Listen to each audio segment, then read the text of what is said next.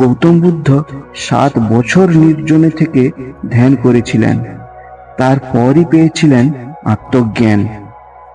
রবীন্দ্রনাথ লিখেছেন, নির্জনে বসে আমি নিজেকে খুঁজছি, আর সেই খুঁজেই পেয়েছি বিশ্ব।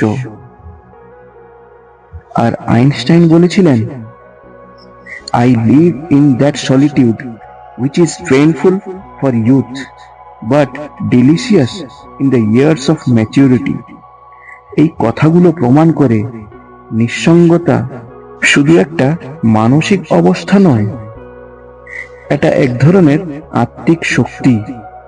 অপরদিকে মনোবিজ্ঞানীদের গবেষণায় দেখা গেছে, যারা একা সময় কাটায় তারা সাধারণ মানুষের অপেক্ষায় অধিক সৃজনশীল, স্থির আর আত্মবিশ্বাসী হয়। নিঃসঙ্গতা মস্তিষ্কের ডোপামিন ব্যালেন্স আনে, চিন্তার প্রবাহকে পরিষ্কার করে আর মনোযোগের ক্ষমতা বাড়ায়। কিন্তু শর্ত একটাই, এই নিঃসঙ্গতা যেন একাকিত্বে পরিণত না হয়। নিঃসঙ্গতা হলো বেছে নেওয়া শান্তি, আর একাকিত্ব হলো চাপিয়ে দেওয়া যন্ত্রণা। কারণ নিঃসঙ্গতায় আমরা মুখোমুখি হই নিজের সঙ্গে, নিজের ভয়ের সঙ্গে, নিজের দুর্বলতার সঙ্গে আর নিজের করা ভুলগুলোর সঙ্গে।